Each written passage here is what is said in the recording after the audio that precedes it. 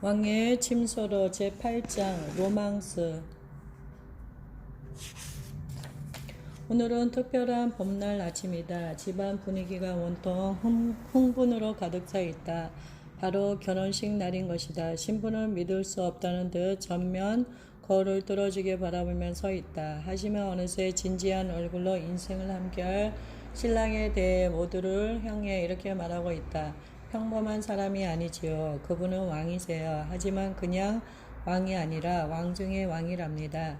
그녀는 바로 이 왕 중의 왕이 보낸 장차올 영원한 것에 대한 언약 편지를 갖고 있다. 너무나도 기쁘게 그녀는 결혼을 준비하고 있다. 신부로 간택되어 신부는 자기 방에서 자신을 아름답게 단장하고 있다. 하얀 린넨이 물 흐르듯 늘어뜨려진 신부의 드레스를 입고 향수 뿌린 목에는 남편이신 예수님이 선물해 주신 진주 목걸이를 걸고 있다. 이 선물은 예수님께서 신부를 위해 치르신 엄청난 대가를 상징한다. 거울에 비춰진 자신의 모습을 바라보는 신부는 마음의 기쁨이 넘쳐나고 있다. 신랑 예수님은 신부인 교회를 선택하사 자기 앞에 영광스러운 교회로 세우사 티나 주림사 푼 것이나 이런 것들이 없이 거룩하고 흠이 없게 에베소서 5장 27절 흠이 없게 하신다. 성경에서 신부는 무슨 의미를 가지고 있는가? 어떻게 우리가 예수님과 혼인관계를 맺을 수 있는가? 그 일이 언제 일어나는가? 많은 이들은 이 사건을 미래의 일로 믿는다.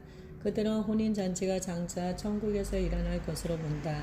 그러나 나는 결혼이 현재의 사건이며 어린 양의 혼인잔치는 어쩌면 결혼식이라기보다는 결혼기념일과 같을 것이라고 믿는다. 결혼식은 새로 태어난 거듭남의 사건이고 크리스천의 삶이 바로 결혼생활이다. 솔로몬의 아가는 결혼생활에 대해 많은 것을 계시해 준다. 성령과 우리 인간과의 친밀한 관계에 대한 성경 구절을 살펴보자. 신혼, 그분을 알아가며 감미로운 당신과의 입맞춤을 원해요. 그것은 당신의 사랑이 포도주보다 달콤하기 때문이죠. 당신의 향기로운 내음, 당신의 이름은 부어놓은 향 같아요. 아가씨들이 당신을 사랑하는 것도 이상한 일이 아니지요. 나를 빨리 데려가 주세요. 나를 당신의 침소로 데려가 주세요. 오 나의 왕, 우리는 당신을 즐거워하고 기뻐합니다. 우리는 포도주보다 달콤한 당신의 사랑을 노래합니다. 아가씨들이 당신을 사랑하는 것은 당연하지요. 아가서 1장 2절에서 4절 내 영이 측량할 수 없는 하나님 사랑의 바다에 빠질 때 최고의 연합이 이루어진다. 남자든 여자든 모두가 그리스도 안에서 하나이고 신부는 하늘에 계신 신랑과 하나이다. 이 관계는 대가를 가득 채운 달콤한 향내와 같다. 이 관계는 대기를 가득 채운 달콤한 향내와 같다. 이 새로운 동반관계의 삶에서 인간의 영은 용서받은 기쁨과 영생의 삶에 대한 확신을 경험한다. 속사람이 깨어나는 것이다. 어떤 결혼이든 신혼을 보내면서 사랑이 익어간다. 아가 1장에서 보듯 신부는 자신의 필요를 만족시켜 달라고 하늘 연인을 조른다. 내게 입맞춰줘요. 그녀야 안다라는 모습은 사설에도 나오고 있다. 나를 빨리 데려가 주세요. 자신의 필요를 채워달라고 애걸하는 신부의 모습을 나쁘게 봐서는 안 된다. 아직 덜 성숙한 것뿐이다. 우리가 예수님과 처음 관계를 갖기 시작할 때의 모습이 바로 이렇다. 우리는 그저 그분의 변치 않는 사랑에 전폭적으로 기댄다. 하지만 관계가 깊어갈수록 우리는 그분께 우리의 사랑을 마음껏 드리는 법을 배우게 된다. 그리고 그분의 길이 곧 내 길이 됐다. 우리는 영과 영으로 하늘에 계신 신랑을 알 수 있다. 하나님은 우리를 알기 원하시고 또한 우리가 당신을 알기를 간절히 원하신다. 우리가 일단 그분을 알게 되면 그분의 길을 배워야 한다. 슬프겠다. 어떤 사람은 그분으로부터 혜택만 받기 원하지 우리는 당신의 도를 알고 싶은 마음이 없어요. 라고 한다. 하나님 마음이 아파한 사람이라고 불린 다윗은 여호와여 주의 도를 내게 보이소서라고 했다. 그러나 하나님은 이스라엘에 대해 가슴 아파했다. 왜냐하면 그들이 그분을 알았음에도 그분의 길을 배우지 않았기 때문이다. 시편 기자는 그는 그 행위를 모세에게 그 행사를 이스라엘 자손에게 알리셨도다 라고 썼다. 이스라엘 백성은 하나님이 하시는 일을 알았지만 모세는 하나님께서 그 일을 왜 하시는지도 알았다. 더 깊은 관계는 바로 그렇다.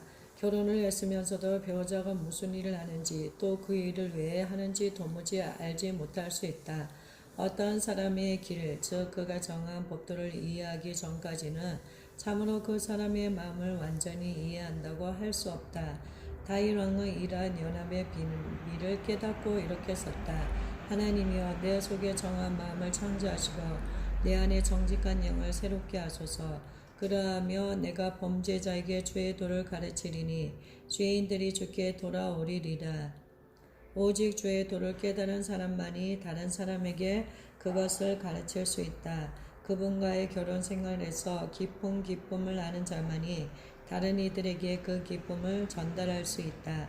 은혜를 입으면서 당신은 결혼한 사람들이 왜 독신 친구들에게 배우자를 찾아주려고 애쓰는지 그 이유를 아는가?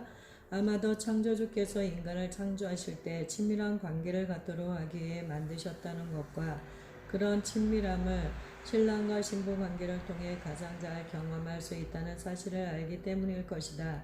결혼이 선사하는 몇 가지 혜택에 대해 살펴보자. 동행의 축복. 결혼 생활을 통해 얻는 첫 번째 혜택은 동행의 축복이다. 그가 나를 인도하여 잔치집에 들어갔으니 그 사랑이 내 위에 기로구나. 사랑하는 사람을 죽음으로 잃고 나서 겪는 외로움이 얼마나 큰 고통인지 많은 사람들이 토로하고 있다. 외로움이란 고통스러운 경험이며 주님께서는 우리를 외로운 존재로 창조하지 않으셨다. 하나님께서는 아담을 창조한 뒤 좋았더라라는 일반적인 표현과 달리 사람이 독처하는 것이 좋지 못하니 라고 말씀하셨다. 남자를 위하여 여자를 만든 것은 아버지의 아이디어였다. 태초부터 하나님께서는 하늘 아버지도 또 사람도 모두 홀로 살지 않도록 하는 것이 중요하다. 돌봄을 받는 축복. 하나님께서 우리에게 함께 동행할 사람이 필요하다는 사실에만 관심이 있는 것이 아니라 좋은 남편처럼 우리를 돌보시고 먹이신다. 남자들 중에 나의 사랑하는 자는 숲을 가운데 사과나무 같구나. 내가 그 그늘에 앉아서 심히 기뻐하였고 그 실과는 내 입에 달았구나. 너희는 건포도로 내 힘을 돋고 사과로 나를 시원케 하라. 내가 사랑함으로 병이 났음이니라. 주 예수님께서 우리를 먹이실 때 직접 들려주시는 말씀으로 먹이신다. 또한 성경 말씀으로도 먹이신다. 주님은 하나님의 선하심을 맛보아 알지어다 라고 격려하고 계신다.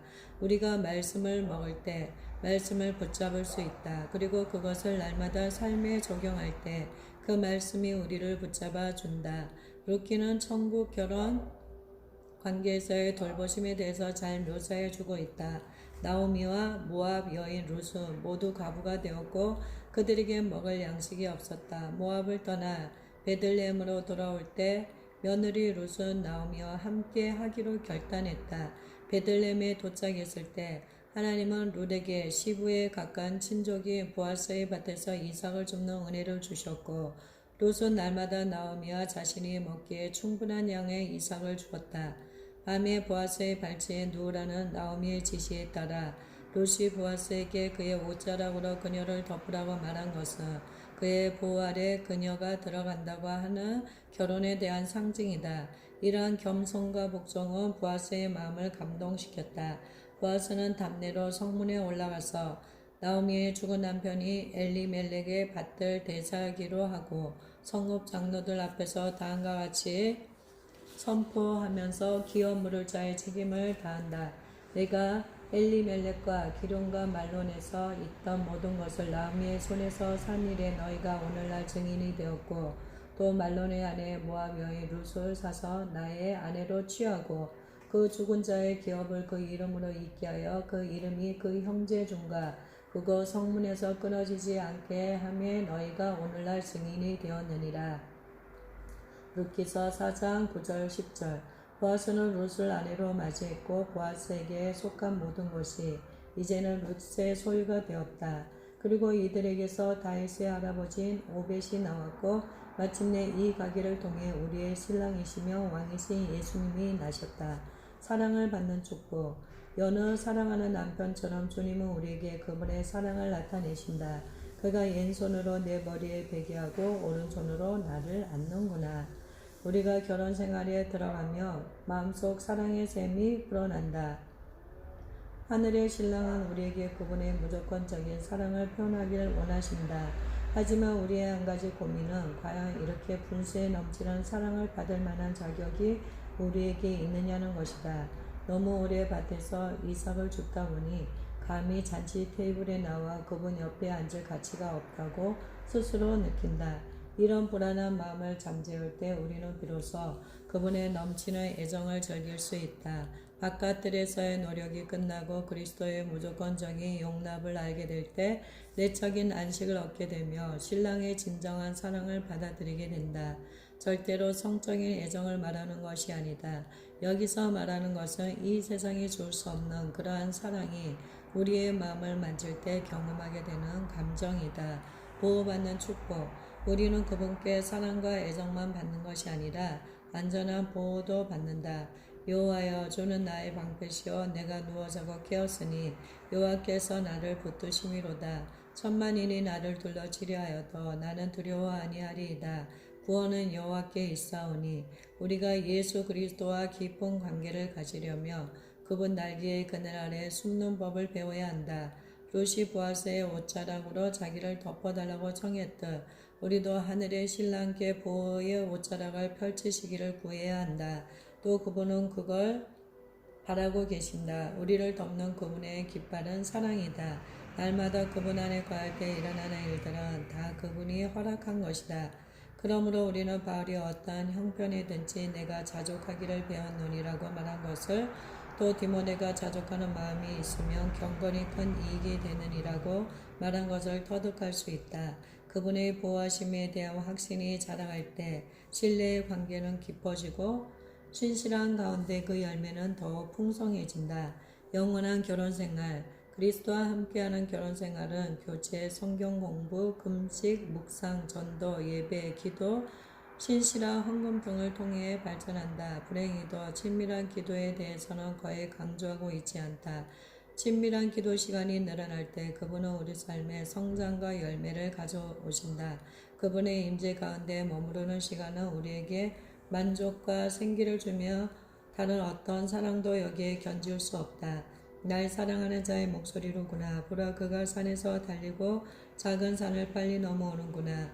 나의 사랑하는 자는 노루와도 같고 어린 사슴과도 같아서 어리 벽 뒤에 서서 창으로 들여다보며 창살 틈으로 엿보는구나. 나의 사랑하는 자가 내게 말하여 이르기를 나의 사랑 나의 어여쁜 자야 일어나서 함께 가자.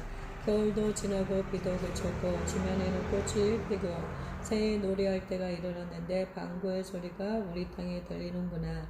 무화과 나무에는 푸른 열매가 익었고 포도나무 꽃이 피어 향기를 토하는구나. 나의 사랑 나의 어여쁜 자야 일어나서 함께 가자. 아가서 2장 8절에서 13절. 그분의 말씀에 신부를 향한 사랑과 은혜가 넘치고 그것으로 인해 신부는 끊임없이 변화된다.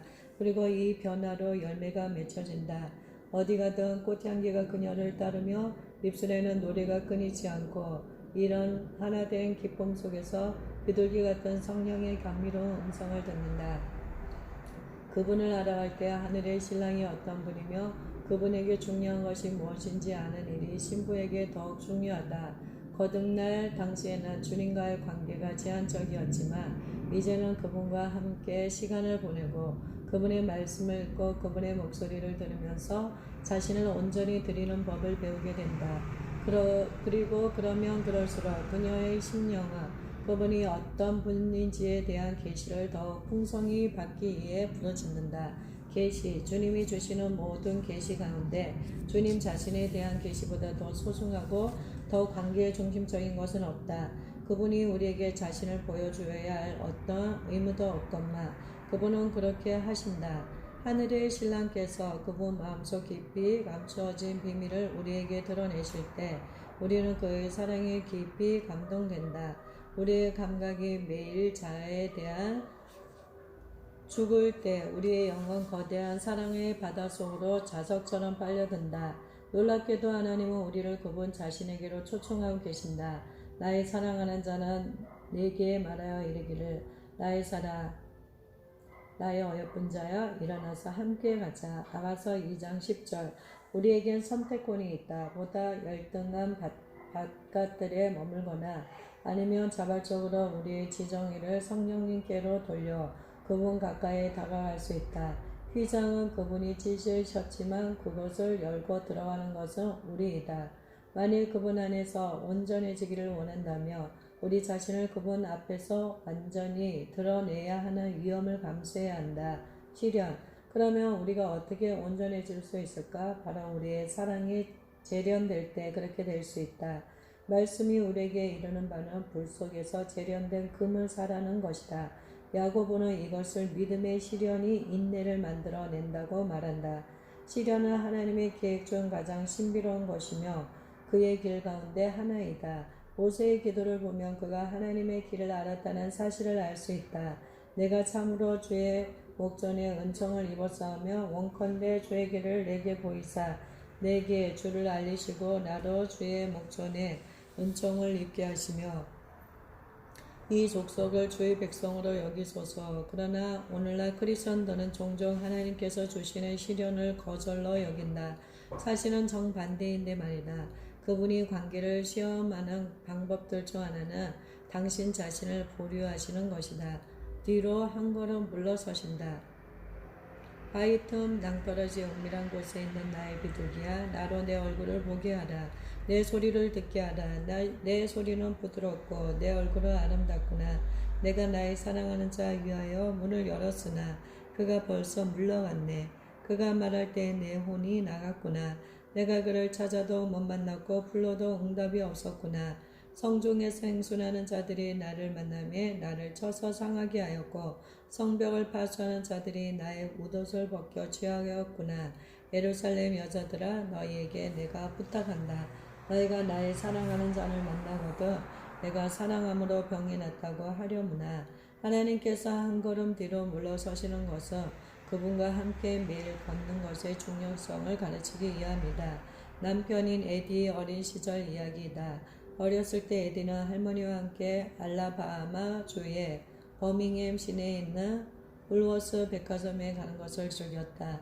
내가 듣기로 그는 가게에 들어가자마자 할머니의 손을 획 뿌리치고서 곧장 장난감 판매대로 뛰어갔다고 했다. 그날 또 역시 어린 에디는 장난감을 향해 돌진했다. 하지만 그만 장난감 판매대 위치가 바뀌어버렸고 그러자 갑자기 장난감보다 할머니를 찾는 일이 더 급해졌다. 그는 울면서 할머니를 부르며 가게를 헤맸다. 몇 년 뒤 할머니는 고백하길 에디가 그녀를 찾으려고 한쪽 통로를 왔을 때 진열대 뒤에 숨어 있었다고 했다. 그녀가 드디어 에디 앞에 모습을 보이자 에디는 미친 듯이 달려와 그녀를 알아가났다. 그녀는 왜 숨었을까? 그를 사랑하지 않아서 그랬을까? 그건 분명하니다. 할머니는 그를 보물처럼 아낀다. 그때 할머니는 함께 다니는 법을 에디에게 가르치기 위해 숨었던 것이다. 우리 하늘의 신랑은 어느 기간 동안 신부가 그분의 부재를 경험하도록 떠나 계신다. 그리고 결혼할 때 우리에게 부어주었던 영적인 부유함도 거두신다. 때때로 자신의 음성과 예배의 기름 부으심도 잠시 가져가신다. 그가 왜 거두시는지 그 이유를 이해하기는 어렵다. 그분이 물러나 계신 동안 임재의 결핍은 영혼을 메마르게 한다. 나의 누이 나의 신부는 잠근 동산이요 덮은 우물이요 봉한 세미로구나. 아가서 4장 12절. 이 절에서 나이라는 단어를 쓴 것을 주목하라. 우리는 그분의 신부요 그분은 신부를 자기 가까이로 끌어당길 수 있기까지 다가갈 것이다. 덮은 우물, 봉한 셈이란 말은 신부가 냉담해졌음을 뜻한다. 그녀에게 넘쳤던 사랑과 예배의 샘은 더 이상 흐르지 않고 있다. 혹시 하늘 신랑에 대한 신랑의 당신의 사랑도 식어버렸는가? 아니면 그분이 당신에게 떠났는가? 혹 당신이 그분 쫓기를 멈춘 것은 아닌가? 내 소년 때의 우위와 내 결혼 때의 사랑 곧 씨 뿌리지 못하는 땅 광야에서 어떻게 나를 쫓았음을 내가 너를 위하여 기억하노라. 그분은 우리가 당신을 쫓길 원하신다. 하나님께서는 당연하게 여겨지기를 거부하신다. 우리 삶에 그분의 기름 부으심을 거두시거나 잠잠하심으로 말미암아 우리 심령의 위기를 조성하신다. 그리고 이를 통하여 우리 영에 그분을 향한 굶주림과 목마름을 불러일으킨다. 북풍아 일어나라, 남풍아 오라. 아가서 4장 16절. 마치 신부에게는 일시적인 죽음과 같은 경험이다. 그 어디에도 그분의 은혜와 사랑을 확인할 만한 것은 하나도 없다. 이런 죽음을 통해 영혼은 지켜지고 주님을 찾고자 할 수 있는 모든 것을 해보며 몸부림친다. 결국 모든 노력이 허사로 돌아갈 때 신부는 비로소 그동안 신랑이신 그분을 얼마나 당연시 여겨왔는지 깨닫게 되고 슬픔과 회개 가운데 경건한 탄식의 눈물을 흘리게 된다. 이런 온전한 순복이 하늘의 신랑을 또다시 그녀 가까이 오시도록 하며 이때 더 큰 사랑으로 신랑은 함께 하신다. 하지만 신부는 회복이 되기가 무섭게 어느덧 그녀의 연인이 예수님이라는 사실을 또 잊어버린다. 영은 하나님께로 오는 자를 향해 달려나간다. 신부가 신실하지 않다는 사실을 주님이 알고 슬퍼하신다. 처녀가 어찌 그 폐물을 입겠느냐? 신부가 어찌 그 고운 옷을 입겠느냐? 오직 내 백성은 나를 잊었나니 그 날수는 계수할 수 없거늘. 또다시 그녀는 깊은 절망에 빠지게 되고 영의 사람이 자라기까지 그런 상태에 머문다. 이런 주기가 반복되면서 신부는 신랑에 대해 온전히 순복하는 가운데 거하는 법을 배워나간다. 그분의 임재를 기대하며 기다리는 과정 속에서 그를 향한 갈망과 추구가 계속된다. 그리고 열정적인 추구에 인내가 더해지면서 경건의 훈련을 통한 열매들을 거두게 된다. 우리가 아버지의 길을 알아갈 때 인내하기가 좀 더 쉬워진다. 하나님의 계획에서는 과정이 곧 목적이다. 신부의 여정은 연인을 끝까지 쫓는 것이다. 내가 밤에 침상에서 마음에 사랑하는 자를 찾았구나. 찾아도 발견치 못하였구나. 이에 내가 일어나서 성중으로 돌아다니며 마음에 사랑하는 자를 거리에서 큰 길에서나 찾으리라 하고 찾으나 만나지 못하였구나. 아가서 3장 1, 2절. 광야를 거치면서 그분의 길을 배우기 시작했다면 반드시 자기를 점검하게 된다. 그러나 이러한 자성이 정죄함이 되어서는 안 된다. 경건한 자기평가는 그분과의 관계를 해치는 숨겨진 죄와 이기적인 동기들을 드러낼 것이며 우리의 사랑을 더욱 순결하게 만든다. 우리를 위하여 여우 곧 포도원을 오는 작은 여우를 잡으라. 우리의 포도원에 꽃이 피었음이니라. 아가서 2장 15절. 작은 여우는 우리 삶에 슬며시 접근해서 우리 관계를 도둑질하려는 포착하기 어려운 죄이다. 죄는 친밀함뿐 아니라 사랑까지도 빼앗아간다. 우리 안에서 작은 여우를 제거할 때 정결해질 수 있다. 그분과 처음 관계를 맺을 때 사랑의 증표로 우리에게 듬뿍 주어졌던 은사가 어느 순간 잠시 거두어질 수 있다. 그리고 이러한 기간을 통해 자기 자신을 의지하려는 매우 불건전한 뿌리가 제거된다. 어쩌면 이런 의문이 생길 수 있다. 은사가 그렇게 해로운 것이라며 애당초 왜 주셨을까? 우리 하늘의 연인은 신부를 그에게로 이끌기 위해 은사를 주신다. 이 영적인 은사를 활용하고 즐기기 시작할 때 자기를 높이려는 위험이 생겨난다. 영적인 승리를 자랑하면서 자기의에 대한 확신이 우리 속에 뿌리 내리기 시작한다. 스스로 매우 특별한 존재라고 느끼면서 점점 그분을 필요로 하지 않는 순간 주님께서는 주셨던 축복들을 거두어 가신다. 그리고 영적인 은사들이 잠시 보류될 때 그분과 분리되는 일이 우리를 얼마나 도탄에 빠지게 하는지 깨닫게 되며 크리스천이란 절대 자기 스스로 설 수 없는 존재라는 사실을 확인한다.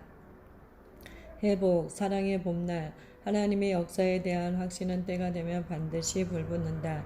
드디어 겨울이 지나가고 약속된 봄이 오고 있는 것이다. 신부로서 주님과 결혼했다는 체험적 계시가 영에서부터 흘러나온다. 한때 삶을 지배했던 생각과 상상들, 지성과 감성이 이제는 그녀 안에 계신 하나님의 영에게 순복하고 있다.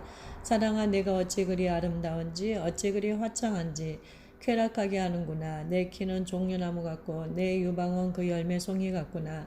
포도송이 같고 내 콧김은 사과 냄새 같고 내 입은 포도주 같을 것이니라. 우리가 일찍이 일어나서 포도원으로 가서 포도음이 돋았는지 꽃술이 퍼졌는지 석류꽃이 피었는지 보자. 거기서 내가 나의 사랑을 내게 주리라. 합판체가 향기를 토하고 우리 문 앞에는 각양 귀한 실과가 새고 묵은 것이 구비하였구나. 내가 나의 사랑하는 자 너를 위하여 쌓아둔 것이로구나. 아가서 7장 6절에서 13절. 이상하게도 하늘의 신랑은 그분이 그녀에게 어떤 존재인가 하는 것보다는 신부가 그분에게 어떤 존재인지를 표현하고 싶어 하신다.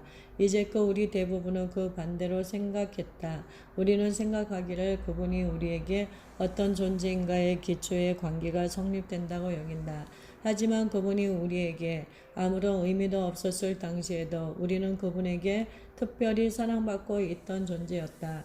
우리가 아직 죄인 되었을 때에 그리스도께서 우리를 위하여 죽으심으로 하나님께서 우리에게 대한 자기의 사랑을 확증하셨느니라. 로마서 5장 8절. 우리 대다수는 그분이 우리를 얼마나 많이 사랑하는지 믿어야 함에도 우리가 하나님을 얼마나 많이 사랑해야 하는지를 더 중요하게 생각하려 한다. 아마도 이것은 그분이 우리를 사랑하는 만큼 우리도 그분을 사랑해야 한다는 부담 때문인 것 같아.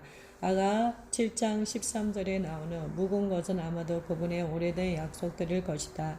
그러나 약속만으로는 부족하다. 새 것이란 그 보배롭고 지극히 큰 약속에 대한 체험이다. 사랑은 행동이 뒤따라야 하지만 진짜 사랑이다. 이제까지의 모든 것은 성숙하지 못한 사랑이었지만 지금 신부의 사랑은 헌신적인 모습으로 변했다. 나는 나의 사랑하는 자에게 속하였구나. 그가 나를 사모하는구나. 마침내 그녀가 그분에게 반응하기 시작했다.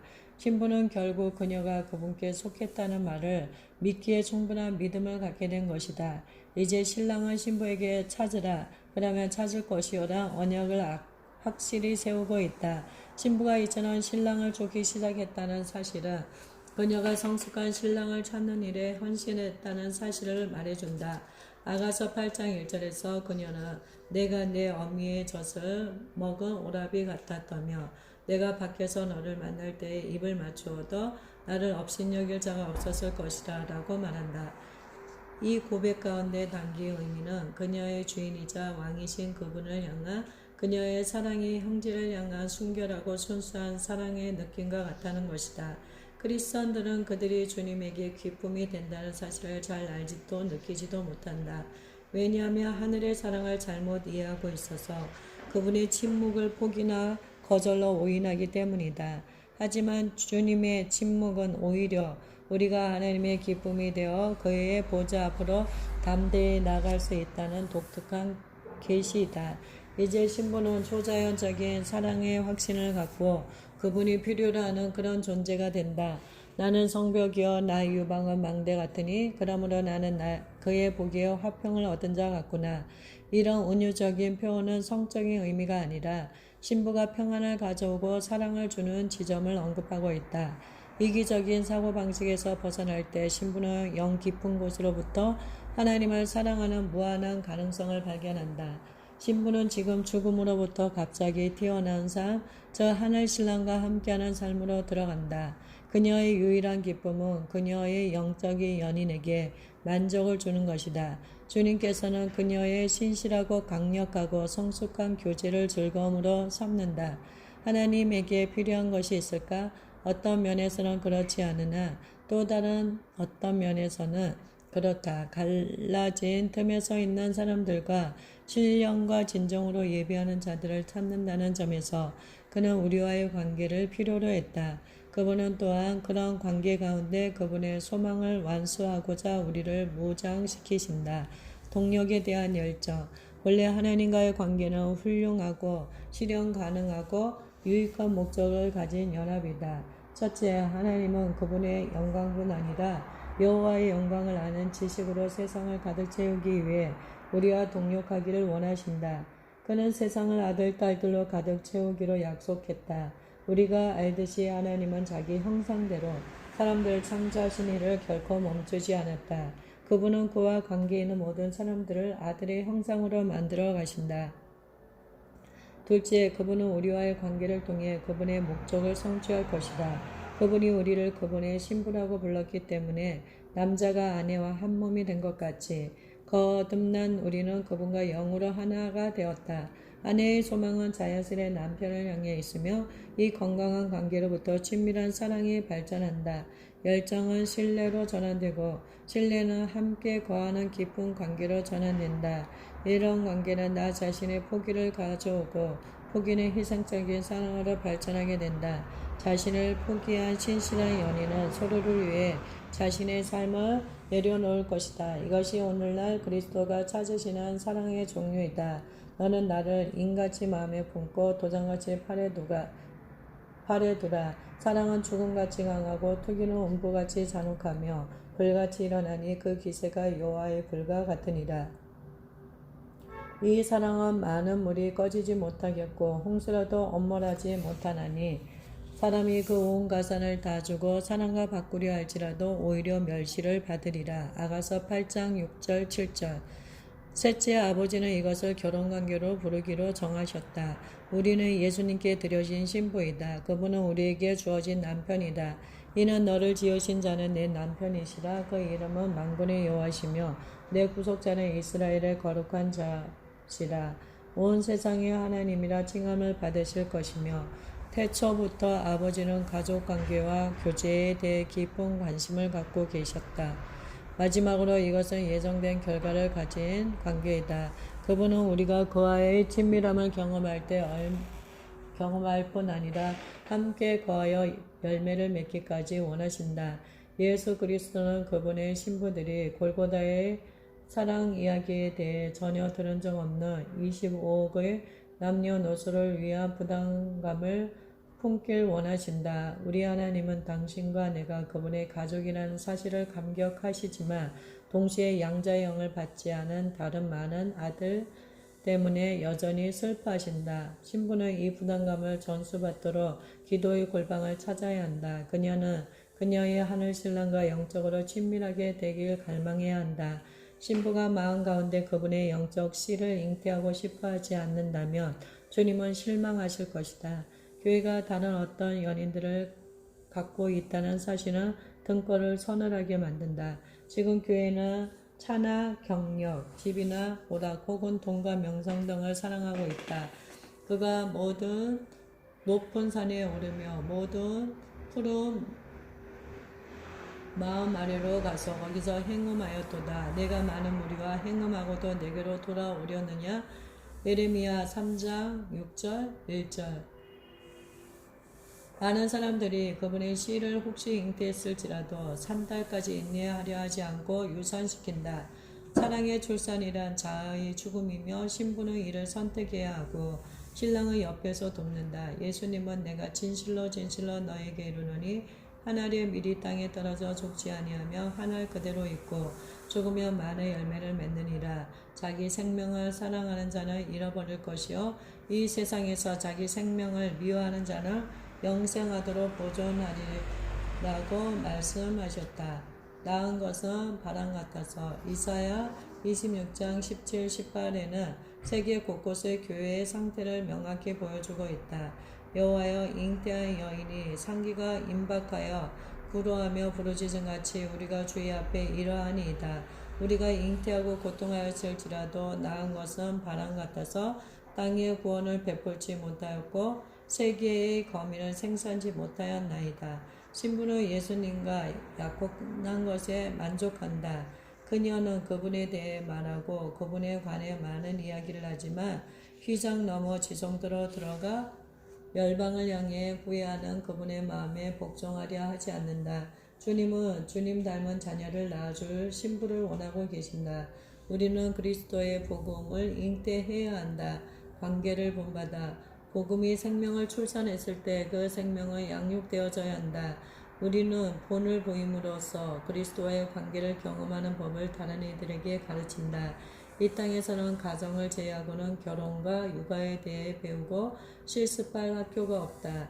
영적으로 우리는 그리스도와 그분의 길을 이해하고 경험한 것을 통해 다른 사람에게 계속 본을 보여야 한다. 바울은 너희는 내게 배우고 받고 듣고 본 바를 행하라. 그리하면 평강의 하나님이 너희와 함께 계시리라고 증거했다. 우리는 신실하고 친밀한 중보와 상고를 본받을 오늘날의 바울들이 되어야 한다. 그러면 우리 또한 바울처럼 내게 배우고 받고 듣고 본받을 행하라고 말할 수 있다. 멘토이며 교사로서 우리는 우리 안에 형성된 것들을 다른 이들에게 전수한다. 그리스도는 지금 신부들에게 말씀하신다.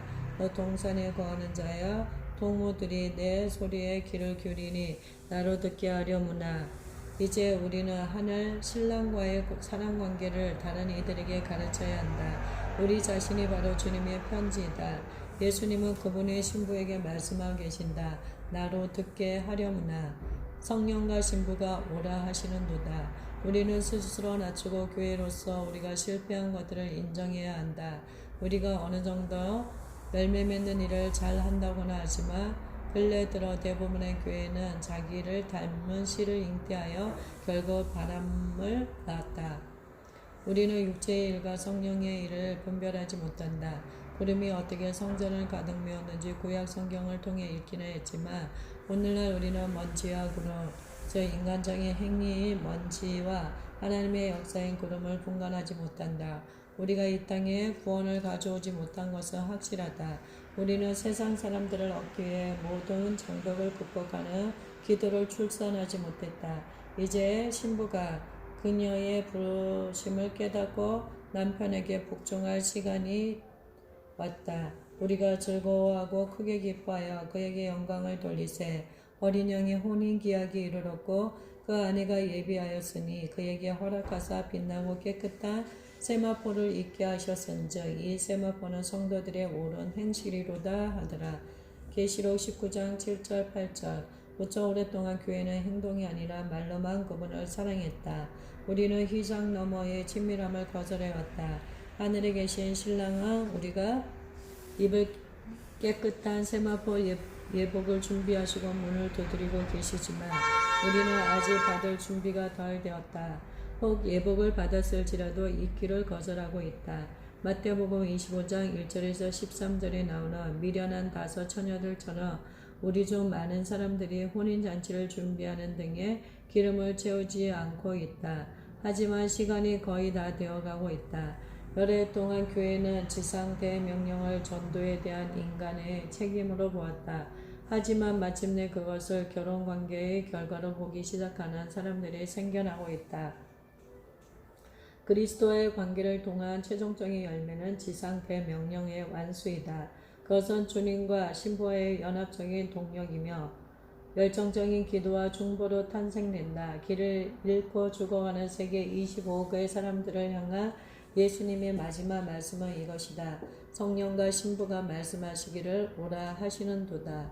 계시록 22장 17절. 생각해 봅시다. 첫 번째, 왜 주님께서는 당신을 그분의 신부로 부르는 것을 기뻐하실까요? 두 번째, 잘 모르는 사람과 결혼하는 것이 가능합니까? 당신은 그리스도와 결혼한 것처럼 살고 계십니까? 어느 부분에서 하늘 신랑과 멀어져 있습니까? 세 번째, 어떤 식으로 그리스도의 관계에 대해 시험을 받으셨습니까? 네 번째, 당신의 일, 경력, 활동 또는 다른 사역을 통해 나은 것이 바람인 적이 있습니까? 이것이 예수님과의 관계에 어떤 영향을 미치고 있습니까?